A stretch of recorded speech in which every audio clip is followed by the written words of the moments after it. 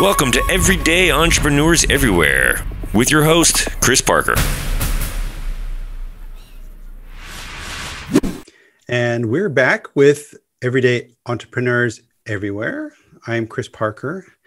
And as a little reminder, the mustache is growing in, and that is about Movember. And in the month of November, we're raising awareness for mental and physical health. Not only for men, but I would say for all people is my ambition.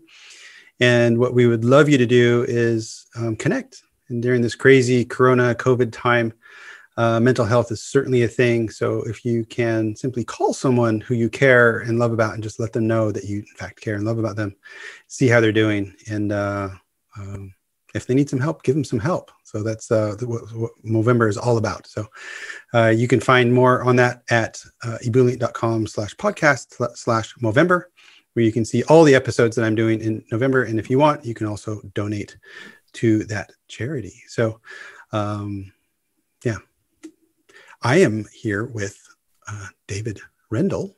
And David is coming in from North Carolina in the US, where I'm based just outside of Amsterdam.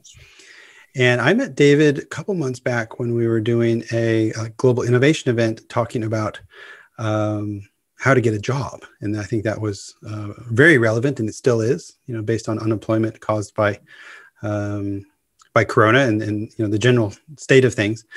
And so I'm sure we're going to get into that and how to be your most unique self. I'm really looking forward to this. So David, thank you so much for joining. Would you please just share with us, David, what is it that you do and why do you do what you do? Well, what I used to do was travel around to places like Amsterdam and do presentations all over the world. And now what I do is I sit in my house in front of a green screen and I talk to people on my computer.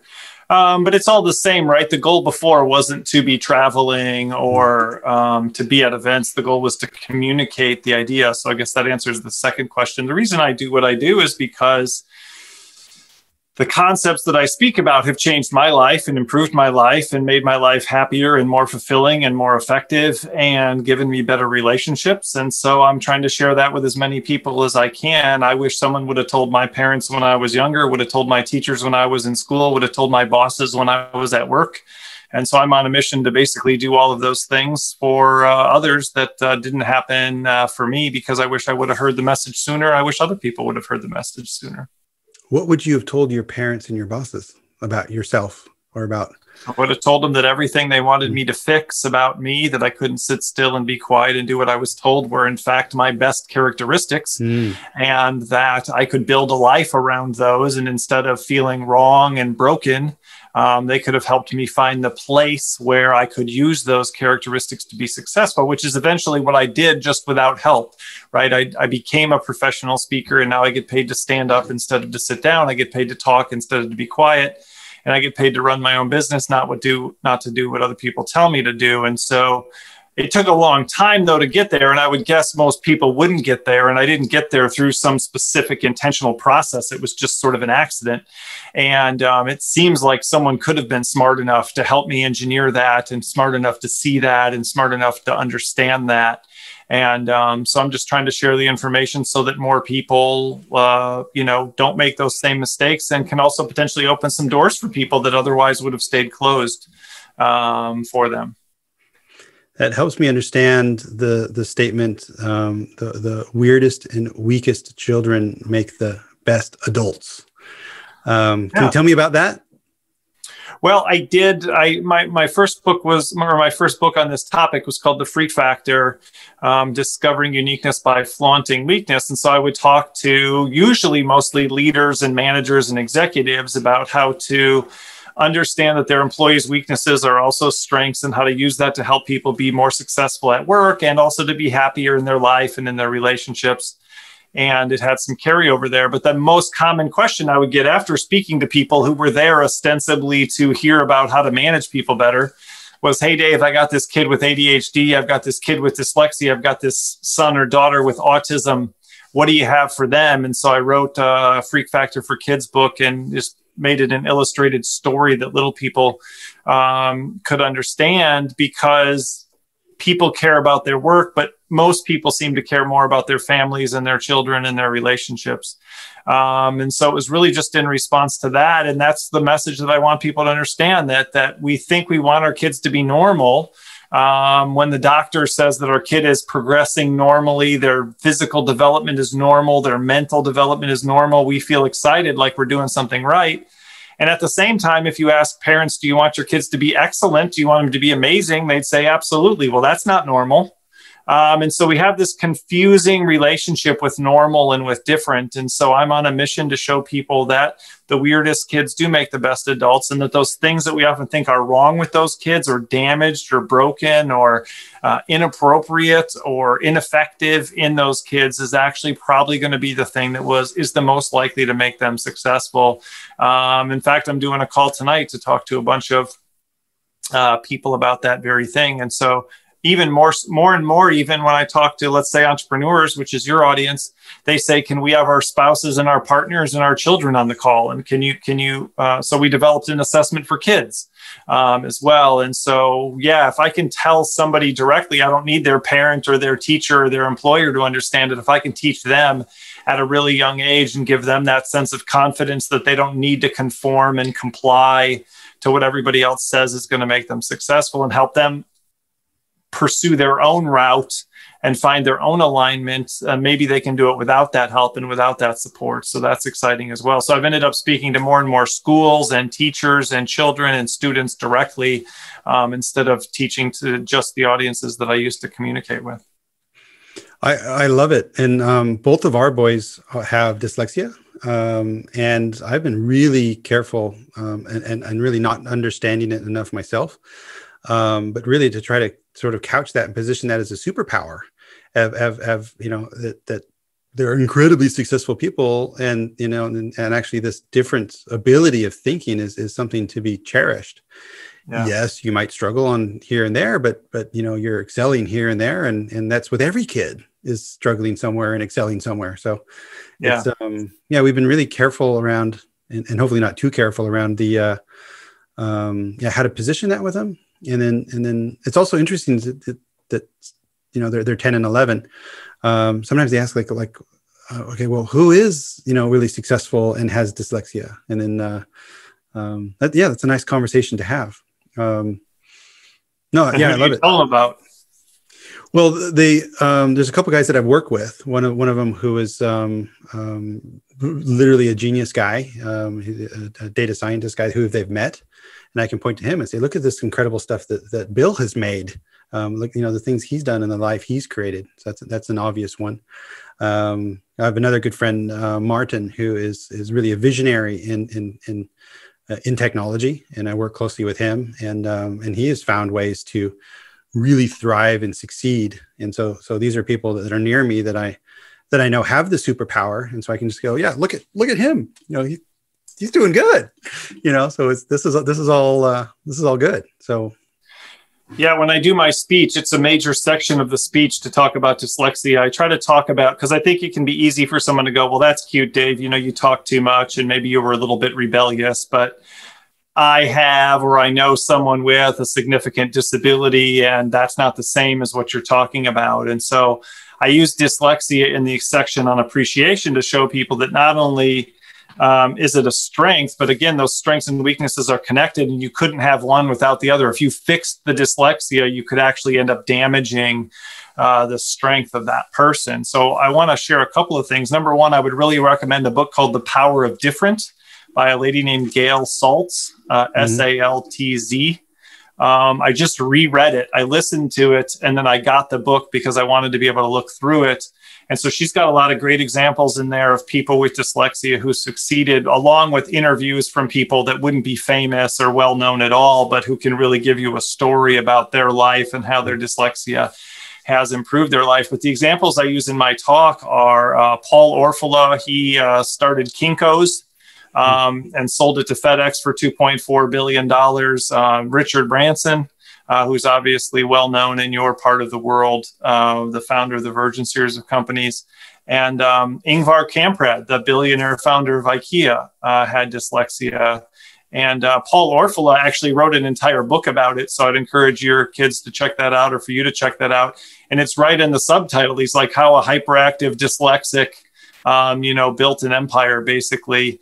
And they asked him directly, if we could give you a pill that would cure your dyslexia, would you take it? And he said, absolutely not. Because when you fix my weakness, you destroy my strength. And so I'm actually working right now, I was just downstairs before this, working on an online version of my assessment. It used to just be this simple kind of 3-page PDF where you pick some strengths from a list and you pick some weaknesses from a list. And you went to the last page and discovered how the fact that you're persistent is the same reason you're stubborn, how the strength of persistence is the same as the weakness of being stubborn, and how that thing you're trying to fix is actually one of the best things about you. And there's a whole series of those examples. And I had this brainstorm the other day. We're turning this into an online resource. And so I have to have way more than what I used to have, and have a report for each person's potential match and explain what that match means and what they might do differently with their life based on that. And I just had this kind of panicked moment the other day, and I was like, oh my gosh, I know some of these weaknesses and strengths match up with these disabilities. And wouldn't it be cool if I listed all the weaknesses and strengths and put in a disability that was related to that one? And then I had so many, I was like, well, wouldn't it be awesome if I had the disability at the top and I had a whole list of their strengths and weaknesses that went with that particular disability? And one of the cool things about The Power of Different is she categorizes, based on the DSM-5, the psychological manual they use to diagnose mental health issues, basic categories of what she calls mental differences or brain differences, and dyslexia, learning difficulties, being one of those. And so, I was able to do that for about probably 10 different brain differences, and give people just a very quick, wow, you don't have to wonder, you don't have to guess, you don't have to try to imagine or figure it out.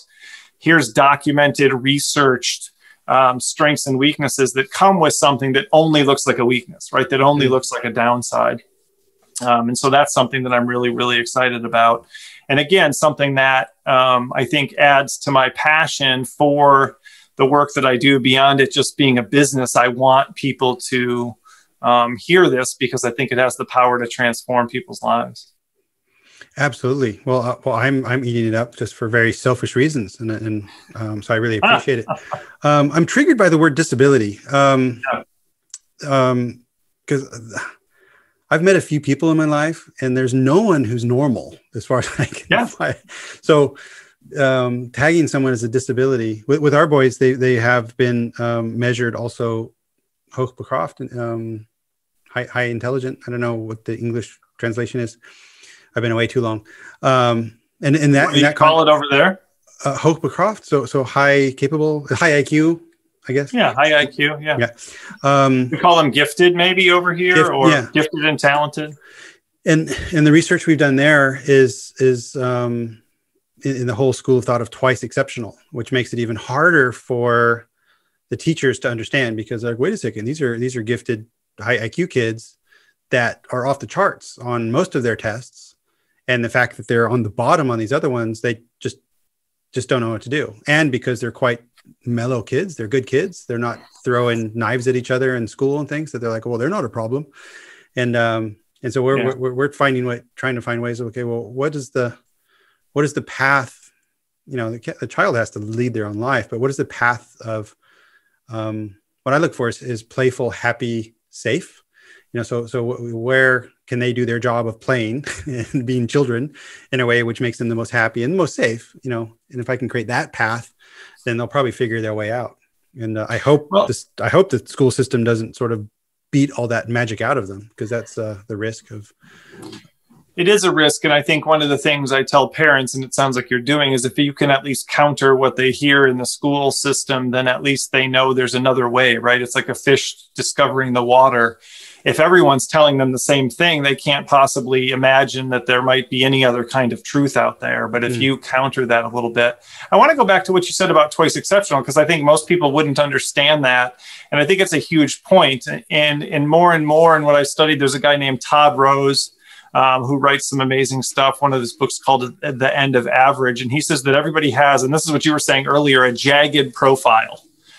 So there's no normal. There's, even when you average things out, there's no person, and there's actually scientific evidence for this. There's no person that meets the average profile. There's no person that meets, he uses Air Force pilots as an example. They tried to find the average so they could build the cockpit to fit the average person. And once they built it to fit the average person, it didn't fit a single individual, because none of the individuals had average arm length and average leg length and average hand size and average foot size and average head size and average distance between their eyes, and just all these sort of characteristics. And so understanding that jaggedness, one of my least favorite phrases that people use is, how you do anything is how you do everything.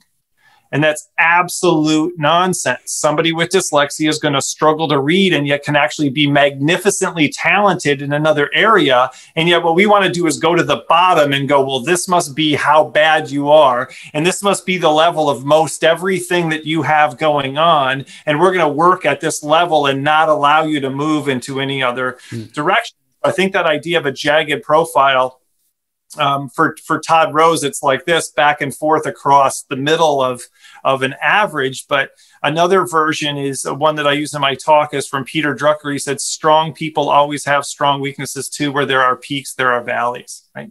Strong people always have strong weaknesses too. Where there are peaks, there are valleys. And so what we hope is, what we're trying to do, what the school system definitely tries to do, is just create people like this. And certainly they would see themselves as wanting to constantly kind of raise that level, but they want somebody who's good at math, and who's good at English, and who's good at history, and who's good at science, and who's good at athletics. And they kind of assume if you're good, you're good. Instead of that somebody could be phenomenal in one area and really struggle in another area. And that not only would be okay, but could be really powerful. And to your point, people are starting to recognize that some of the most gifted people are also the people with the biggest deficits in other areas. And so we make one of two of the mistakes. We either think of them as gifted and can't figure out what's going on in this other area, or we think of them as damaged and can't figure out, and we don't even end up believe we put them in special education or something like that. And they never have the environment and the opportunity to develop that really highly talented part of themselves. And so, you're right. I don't love the word disability. Even in my book, I use the word weakness, and fundamentally, I don't believe that it is. I believe that it's a part of a characteristic that's both positive and negative. There's nothing technically wrong with it, and that mostly situationally it matters. When I'm a speaker, nobody cares that I talk too much. And so I don't have a weakness in some kind of objective sense.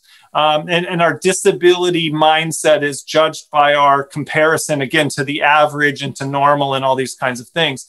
But I think sometimes to communicate with the general population, we can't completely create a brand new language, right? So sometimes you have to use some of those terms. But I do think that's part of the problem. Oftentimes we go, not only do we say someone has a disability, we say that person is disabled, as though there's this universal sort of wrapper around them, that they're wrapped in this disability, they're consumed by this disability, instead of it's one part of a larger human being, and that it's just one piece of the puzzle. And so I do think that's worth discussing. And it's part of, again, why I do the work that I do. I started my career helping people with disabilities to get job opportunities. And that's part of the way I came across this, is the only thing that mattered. I worked with people with developmental disabilities, so sub-average intellectual functioning, people who would really struggle to do basic tasks, sometimes feeding themselves, sometimes dressing themselves, certainly no academic work really of any kind, a real lack of abstract understanding. One guy wanted to take a thermometer, a wall thermometer home so he could show his dad how hot it had been, right? Just not kind of, getting those kinds of things. And so the only two things that mattered in my world was, what can the person do? Because what they couldn't do, that list was so long, it was irrelevant. What can they do, and what do they like to do? What do they want to do? What will they do? And because you don't fix a developmental disability, you don't fix somebody's mental disability in that particular kind of a situation. You can't replace those deficits. And so I then went on to start believing that even for those who, to your point, would say don't have a disability, which I think that's rare for someone not to have anything wrong with them. But for people who aren't technically labeled as disabled, I think it's true for all of us. I think all that matters for really anyone is what can you do and what do you like to do, not what can't you do, what should you be able to do, what's wrong with you, how can you fix it, how can you get over it, how can you get past it. I think those are much less relevant. The dyslexic people who managed to become very successful rarely did that because they fought really hard to go through the normal path of success through education and reading and those kinds of things. Paul Orfalea ran his whole company using voicemail because he can't read and write. He didn't spend his time getting a tutor, and the richer he got, he didn't invest more and more into trying to succeed using traditional methods. He had ADHD, so he was constantly interacting with people and throwing parties and having company-wide picnics for this multinational corporation and getting hundreds of people together and spending all this time talking to them, whereas most CEOs would be in their office typing emails and all these kinds of things. Well, he certainly couldn't do that, but he didn't just succeed even though he had that disability. He succeeded because that disability caused him to seek a new direction, right? And to do something different. And so I think that's a huge mistake that we make when we look at people. We think that the overcoming, and that we love those stories. Oh, the person overcame this challenge in order to be successful. And so we miss all the situations in which the person used the challenge to be successful, that the challenge was actually an advantage and that they actually did better because of what was wrong. There's not very many billionaires. So how come so many of them have dyslexia if dyslexia is a horrible disability that destroys your potential future? It just doesn't make sense. And yet people just go on with their lives thinking that if you struggle to read, you're probably not going to be a good student. And if you can't do well in school, you won't do well at a job and you won't do well in life. So you might as well, give up now because it's not going to happen, or work really hard to become a better reader, even though you won't ever really probably do that. Sorry, yeah, I'm getting out of control over here. I love your out of controlness. I'm going to find some of these books like the Todd Rose and the others and put them in the show notes. So thank you for that. I think how does that passion and that experience come into the pink goldfish, which we've talked about before a little bit on our previous time together. And what I pick out of this is sort of a way, maybe not for disabilities or weaknesses, but for uniqueness and actually lean into your uniqueness. And there's a version 2 in progress right now. And you add an E to Flossum. I read that. So maybe you want to talk about the new E and where you're going with this whole body of work. Yeah, so the pink goldfish is really just an extension of the freak factor. Stan said, "Hey, Dave, I want to do a goldfish book on the freak factor." And so pink goldfish just does for corporations and organizations and nonprofits and even governments and communities what the freak factor tries to do for people, is that, hey, your business could flaunt its weaknesses. Your community could flaunt its weaknesses. And especially communities, you're not going to build a mountain for people to ski on in some flat area of the world. You're not going to create an amazing river. You're not going to, you kind of have what you have. And, maybe you're a small city or a small town. That's a great example. Let's do that right now. In the pandemic, cities went from looking amazing, London, Amsterdam, crowded cities where people are living all in the same building and right next to each other and sharing the same narrow, small sidewalks and roads. Cities like that went from looking amazing to looking in a total lockdown. That doesn't look very attractive. High rises, city living in the middle of everything starts to look really unattractive, and out in the middle of nowhere starts to look pretty dang good. During the whole pandemic, I live out in a rural area in North Carolina. I don't live in a big city. I live in a standalone house. I live out in the country where I can be running by farm fields. When I go run on the roads by where I live, I'm not going to encounter another human being. I'm not going to make anyone else sick. I'm not going to cause any problems. But my brother lived in London during the pandemic and was allowed at some point only 30 minutes to be outside per day before they had to go back in their house again. And so you don't fix that. London doesn't become a nice rural hamlet, and a rural hamlet doesn't become London. So at some point, the question is, how do we do what we can with what we have? And how do we stop wishing we were something else and looking at all the downsides of what we have? How do we see the upsides? And the pandemic has really shown that. There's been people who are like, oh, well, I live in the country, and then they're like, hey, I live in the country. You know what I mean? Hey, I don't have a beautiful view of a high rise in the city. Hey, I'm not stuck in a high rise in the city. And so those same things, apply to businesses, that weaknesses can be strengths, and the things that we're hiding. So this goes to the new E in Flawsome. It's E is for exposing.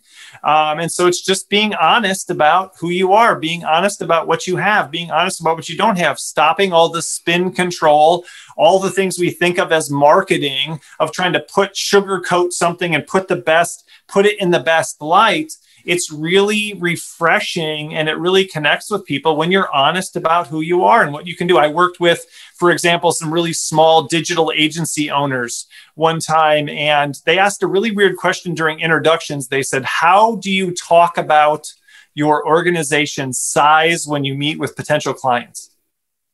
They didn't say, how much money do you make each year? How many employees do you have? They didn't talk about some measurement. They said, how do you talk about it? And what I learned in the meeting was, people were ashamed, basically, to some extent, of how small they were, and were worried that clients would find out. And I said, look, Pink Goldfish is about the opposite of that. Pink Goldfish is saying, here's my cell phone number. It's just me and Steve. We work in my basement. I always have my company phone with me. You'll always get the CEO every time you contact me. You're never going to get a junior associate. You're never going to get somebody who's just learning. You're never going to get anybody who doesn't know what they're doing. You're never going to get anybody who can't transfer you to the person who can help you. It's just me and Steve, right? And our costs are super low because we work in my basement. We have our own computers, and we've been doing this all ourselves. We got tired of the corporate situation. We're going to give you 100% of our time and our energy and our focus. It's just me and Steve. It's not going, well, we have the potential to work with contractors, and we have a system in which we can work together to crowdsource that. That's bullcrap, right? You're not going to be somebody who needs a 4,000 person multinational agency with offices in Tokyo and Shanghai. It isn't going to work with you, right? And that needs to be okay. And so Pink Goldfish is about acknowledging who you are, and just like with Freak Factor, flaunting it, being unapologetic and unashamed about that, because you know that those weaknesses are also strengths, and that there's a market for what you have. You don't have to pretend to be something that you're not. And so that's a huge part of one of the things that we're finding that's really fun is, and this is part of exposing, is there's more and more people who've figured out that you can turn 1-star reviews into advertisements. And so there's a place called Snowbird, which is a ski resort in Utah in the Western United States. And their advertisement was simply the 1-star review printed word for word on a picture of a person skiing down the side of a very dangerous mountain, which was the criticism that this place is scary and dangerous, and you have to be really, really good to ski these slopes. And their message was, yeah, it is. And if you're into it, join us. And if you're not, let this be a warning. Don't come and be upset. Right? So we want to be upfront. We don't want to hide that. We don't want to trick you. We don't want to pretend there's a bunny slope. We don't want to pretend you should bring your children or your spouse or your partner who's never gone skiing before. This isn't the place for that. This is dangerous. This is the Mount Everest of, skiing kind of situations. You go for a hike in the woods. You don't go for a hike up Mount Everest if you don't know what you're doing. And so that's a great example of exposing. But most of the time we're taught, hide that, be ashamed of that, try to fix that, don't admit that, find a way to put some on it, contact that person. Some people do this with Amazon reviews, contact that person and offer them a gift card if they'll take the review down. So you have all 5-star reviews. And so this is something that we've become really excited about, that there's a lot of people, not enough, and it's certainly not sweeping the world or anything, but there is significant evidence that you can succeed by bragging about, by sharing your 1-star reviews instead of apologizing and feeling like you've done something wrong and thinking that you could somehow make those people happy. In fact, there's a great example that's coming your way. It's at least across the pond from you. There's a lady who did, she found that there were 1-star reviews for every U.S. national park. There's 62 of them. And every U.S. national park, I mean, we're talking about like the Grand Canyon. I mean, some of these are natural wonders of like the world. and someone's like, it's just a big hole, 1 star, boo, I don't like it. And so she's created this beautiful poster with the 1-star review for all 62 national parks. But now she's going to Canada and finding 1-star reviews for their parks. She's going to England now and doing 1-star reviews for their parks. And so there's just this thing where people love to complain. And then the people who they're complaining about think, let's fix it. Are you going to fix a national park, Chris? I mean, let's be honest, right? I mean, that's absolute lunacy. So why do you even care what anybody's review of that particular situation is? You're not going to repair that. You're not going to fix nature. You're not going to change that in some kind of way. And so I think the fact that someone's willing to complain about the Grand Canyon should show you that maybe you don't need different burgers. Maybe you don't need to offer more sides. Maybe you don't need to be open longer. Maybe you don't need more sizes of options for t-shirts or whatever it happens to be. Maybe those people are wrong and it's fine and good the way it is and you don't have to fix it. And that's really the message of Pink Goldfish. I love it. And there's a new version coming out. When do you think? Yeah, we're gonna. It's hopefully going to be released next year on April Fool's Day, which is 2 years, 3 years. I'll be honest. I'm not sure. 2 or 3 years since we published the first one. But that's the thing about the book that's got us so excited is even 1 year after publishing the first version, we were recording the audiobook. We had an hour of extra audiobook content that we just added to the end because we had so many new stories and examples. And that was almost immediately like things that we just missed, like the deadline of publishing the book. And now we almost have a whole extra book. I mean, it's just the examples are just even better, even more amazing. And they keep coming in. Like somebody just told me yesterday that the new Borat movie just came out. I don't know if you're familiar with that, but it just came out on Amazon. And I haven't seen it yet. But the first Borat was banned in Kazakhstan because he pretends to be Kazakhstani and they saw it as very negative towards Kazakhstan and Kazakhstanis. So version 1 banned in Kazakhstan. Version 2, it's years later. There's different people in charge of tourism for Kazakhstan. Most people wouldn't even know you could be a tourist in Kazakhstan, and it may not be the greatest place to do that. Anyway, this time around, they've actually taken the slogan from Borat, where he says, very nice, and they've made it the tourism slogan for Kazakhstan, and they keep putting out these ads where they show something amazing in Kazakhstan and just go, very nice. At the bottom, and they're actually using, so you go from banning it over here, you take yourself too seriously, can't take a joke, can't be honest about the fact that some of it's true, all the way over to flaunting it. And it's causing people to pay attention to Kazakhstan when no one would otherwise be paying attention to Kazakhstan. And they finally realized that this time. And so that was just one that we got yesterday. There's a group that does tourism in Texas, and they were reading Pink Goldfish. And so I was checking in with them every week when they would have their book club meetings and just hanging out and talking with them. And he shared that example just the other day, and it's just absolutely perfect. And so that'll probably be in the next book. I mean, so even as we're wrapping up 2.0, we're getting examples from just everywhere. And so once you see it, you can't stop seeing it. And it really encourages you to hopefully try it for yourself because it works. And it's not, it's a way to separate yourself from the crowd because most people aren't going to be doing that. I love it. And really looking forward to it. And one more question before we wrap up, and then I'm also curious if you've got anything to fire back at me. Ironmans and triathlons is something that you're busy with. Wow, I'm impressed. I've run a half marathon once. Extremely proud of that. But doing Ironmans and full triathlons is a complete other level. How does that work with you? Because that takes some huge discipline and commitment. I'm really impressed. No, it absolutely doesn't. And in fact, I just did a speech about that the other day for, they did like 6 speakers in an hour on this call. And they called us elite athletes. I'm not sure that that's true given what some people have accomplished, but I did my 10 minutes on a quote from Pavarotti, Luciano Pavarotti, the famous opera singer. And he won so many awards, and he was so famous and so successful, especially doing something that most people don't pay attention to. You know, he wasn't a pop singer, he was an opera singer, and yet he achieved that level of kind of popular fame. And people were like, wow, you know, people would always say to him, you know, you must be really disciplined. And he said, it's not discipline, it's devotion, right? It's not discipline, it's devotion. And so that's what I try to explain to people. Remember, I was always in trouble as a child because I couldn't sit still.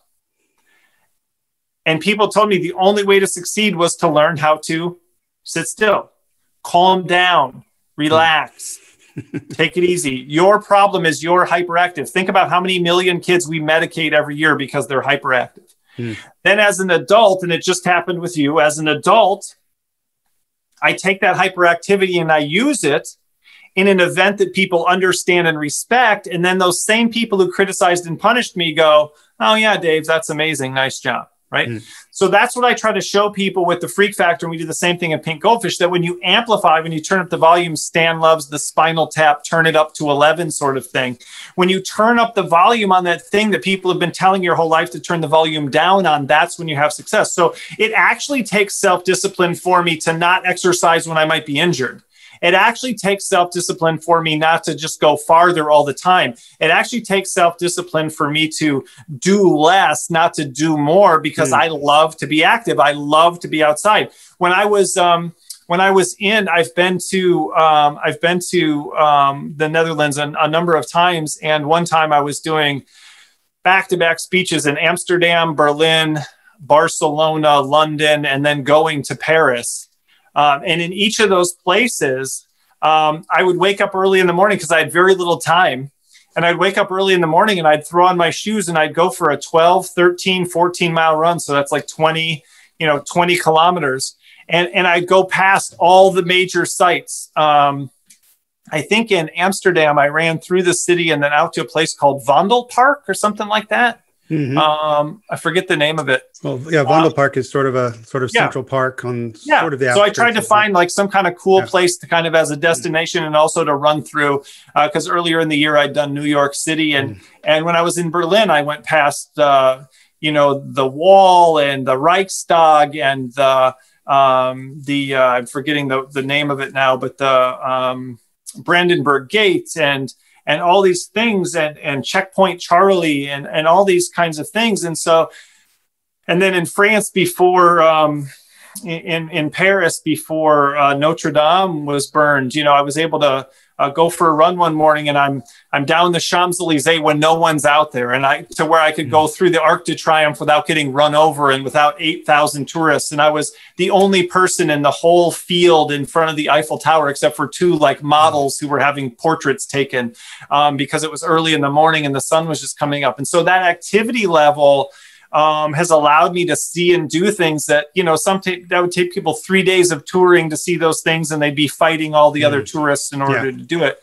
And so for me, it's hard to not go do that. It's hard to, sit down and write my book, sit down and work on my assessment, stay inside and do activities related to marketing and stuff like that. And so that is part of the lesson, I think, is that all that is an expression of who I am. And it actually takes more self-discipline for me to not do it than it does to do it. And that's what I want everyone to find that thing that you can't not do, right? And yet when other people see you doing it, they go, wow, that's impressive, right? But it's not from turning the volume down, from moderating, from balancing. It's from turning that volume up on those things that are just part of who you are. I love it. Great. I'm really enjoying this. Before we wrap up, anything you want to fire back at me after the conversation? Well, do you, knowing what you know about Pink Goldfish and knowing what you know about the freak factor, have you seen, and I like that you shared the examples of people with dyslexia who are succeeding earlier. Do you know of any examples of businesses who are flaunting their weaknesses, or have you seen people succeed by using the thing that other people thought is a negative as a positive in your life and in your work? Well, yes. And there is Stan, I know from the whole customer experience world, and some of the principles in the customer experience world and based on customer journey design, based on the psychology of peak end rule and, good pain.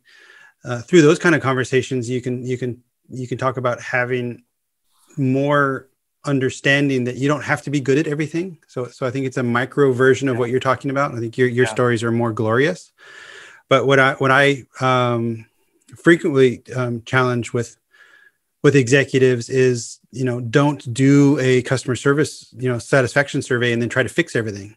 Understand what is it, because maybe there's things that you don't care about as a brand and your customer doesn't care about, but they're complaining about it, but who cares? And actually psychologically, that creates a more meaningful and more memorable experience. So it's just like in businesses, we tend to pay attention to the employees who leave and we want to ask them why they're leaving. We rarely interview the people who have been kicking butt for 20 years and doing an amazing job and love working for us and ask them why they've stayed and what they enjoy and what we're doing right. We tend to oftentimes miss that. So we're focusing on the wrong things. And you're right. And it goes, what you just said about you don't have to be good at everything in business. It goes back to your boys.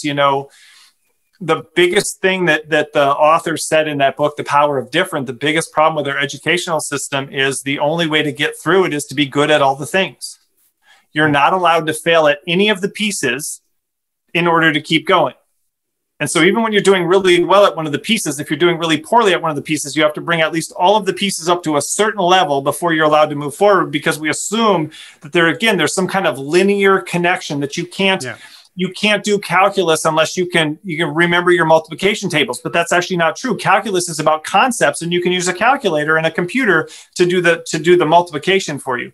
But we won't let you move past a certain point until you've done that previous point. You got to be good at all the things if we're going to let you try new things. And it's the same thing in business as it is in education and the rest of our lives. It's not about being good at everything. You can't, and you don't need to be. And customers don't expect you to be. Good is a word that's defined so differently by so many different people that you can't ever achieve it, even if you tried. Yeah. And the anecdote or example that I was going to bring up is you've already mentioned it, is IKEA. And the story there that I heard from one of the executives from IKEA, or Inter-IKEA Systems over here. IKEA's a franchise, if people didn't know that. And this goes back a couple of years, but they were hackers. They were IKEA hackers, communities that were coming up online that were taking the IKEA products, modifying them, sometimes significantly, and then reselling it and posting it and celebrating it. And the initial reaction from IKEA was fury of no, you're defacing, the typical corporate reaction. And then later, and I don't know the whole story, but it was.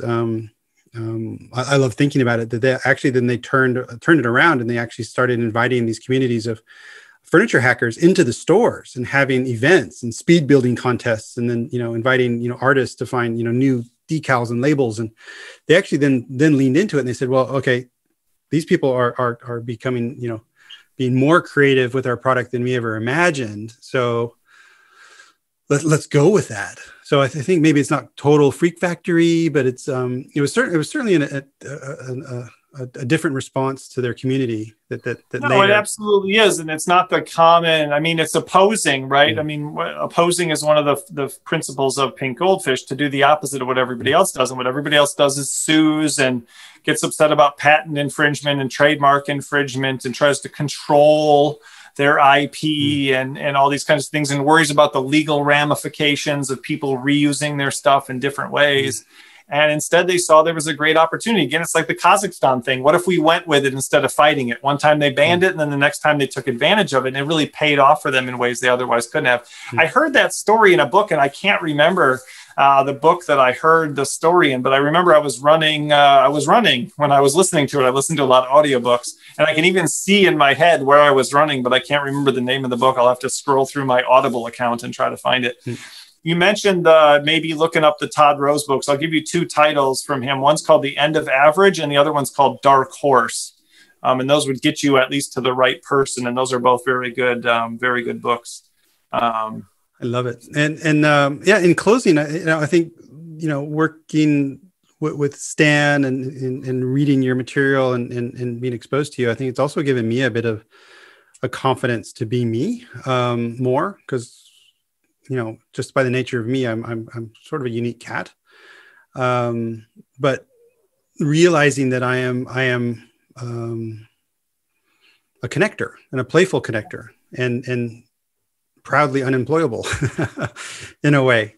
And I'm eminently teamable because I'm not a lone wolf. I never have been and never want to be a lone wolf.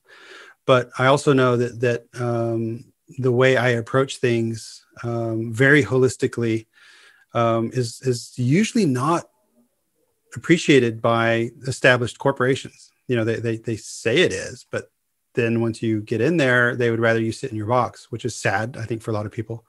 And I've chosen just not to play that game. And based on that, I've also decided to have a sort of a portfolio lifestyle, meaning, I do corporate projects for about half my time, and I do mentoring and coaching so that, the other half. And every once in a while, after I saved up some money, I go burn it on making a movie because it's fun, and that sort of works for me. And some people call it, I guess, shiny object syndrome is one way you could call it as a weakness. But I learned so much. And this podcast and Ebullient is, I don't know commercially if it's ever going to work, because I've decided to stand up Ebullient. I made the simplicity scan. I've decided to give that away. I'm really leaning into the podcast as promoting and celebrating everyone else and learning a lot along the way. Something magical is going to come out of it because there's so many, connections and contacts, and I'm learning so much. And so I also decided to do a sort of ignore. I actually took a course on how to be a business coach, and it was really all about sell. And I started implementing some of it, and it made me feel dirty, and like, I don't need this. There's always projects and there's always initiatives that are revenue generating, and there's always projects and initiatives that are joy generating. Many times they're the same, and that's good enough. And I've made that work. So thank you for your message. Thank you for your inspiration. And I think you want to say something fast. You said a couple of things that stuck out to me. One of the strength weakness combinations in the assessment I'm working on for the Freak Factor is that someone can be a focused expert, right? And that's a really good thing when you can focus and you can pay attention and you don't get distracted and you dig in and you go deep, and that's absolutely fantastic. The downside is sometimes you miss things because you got blinders on because you're so focused, right? And so the other side of that is, so there's a strength and weakness there, but the opposing strength and weakness is what I call the limitless explorer. And that's the person who's exploring and they're discovering. And the downside is you can potentially be distractible and unfocused, right? But who cares? Because there's a downside to being super focused too. And so I'll see if I can find his contact information, but somebody you should check in with out in British Columbia in Canada. His name is Clemens Reddick, Rettich. He has a similar story, which at least was in the first version of the Freak Factor, and he ended up doing some kind of coaching or something like that. But he basically just has this 30 years of experience that none of the experiences seem to make sense together. And he found a way to bring them all together and become sort of this consultant, coach person, but who also does, like you do, a variety of different projects. And he's just built the kind of life that he wants, but it's not the kind of life that anybody would write a book of advice about how to get from here to here, because there's no way you could, and the experiences that he had were so divergent and so unusual. But the other thing that I have to deal with my assessment is you might take the assessment and not have any matches, meaning you might not have enough of a strength in any area that you have that opposing weakness. You're not so persistent that you're stubborn. You're just kind of persistent, but you're not afraid to be flexible. And maybe you go through, probably not, but maybe somebody goes through the whole process and has no matches, has no strengths that are also weaknesses. And so what I've created is a separate profile. So there's 40, and then there's one that's by itself, and it's called the balanced generalist. And that what's good about you is that on 40 different dimensions, you're balanced. You have a little bit of this and a little bit of that. You're not so much of this that you're not enough of that. You're just enough of each to not be too great, but not be too bad. And there's a huge advantage in that. In fact, you would like this. I don't know if you read it. It's a book called Range by a guy whose last name is Epstein. A fantastic book that I've recommended a bunch of times and that I'm going to recommend in there. It's called Range. And it's basically like what's great about being a generalist in a specialized world or something like that. And so I think we do that. We say you're a jack of all trades and a master of none, when being a jack of all trades is fantastic. And especially during a pandemic, people who can change a light bulb and also work on some electricity and also paint a house and also fix a toilet. These are all the things I've been doing. Somebody who's kind of good at everything instead of only good at one thing, there's some huge advantages to that. Pretty soon we might have to be killing our own food and starting fires in the outdoors and fighting to survive. And in a zombie apocalypse, being a professional speaker doesn't really have a lot of value. But you are also a professional runner, so you have a leg up on the zombie situation. But slow. So the fast things would kill me before I really get my stride, before I really beat them with the endurance. So I think we love to find the downside of all sorts of things. And I like that you rejected that advice and said, you know what, this is my life and this is the way I want to live it. And even if it's not perfect, who even decides what perfect is? It makes me happy. And I like doing it this way. So I'm going to keep doing it this way. And I don't need to narrow down and focus and niche and all these kinds of things. So I love it. Thank you so much. Thank you for being here. David Rendall, Dave Rendall. You can find him at drendall with 2 L's .com. Also in the show notes. So if wherever you're listening or watching this, you can link through. We'll also put, I've already put in links to his different books. Also the Freak Factor for Children, which is definitely going to be ordered for myself, for my kids. So thank you for that. And we'll also put the connections into all these other little jewels that he's shared. I would invite you in this time of seeking, and the word that came up so much during this was diversity and diversity of thought, and embracing and welcoming diversity of thought. And what Dave can bring you is a framework and a space. You even said it, once you see it, you can't unsee it, a space to accept the uniqueness and the difference in your organization and your people and your family and in yourself. So David, thank you so much for taking the time today. I really, really appreciate it. I tell people I'm always happy to be talking to anybody outside of my own home. So this is a pleasure. Learn more at ebillion.com/podcast.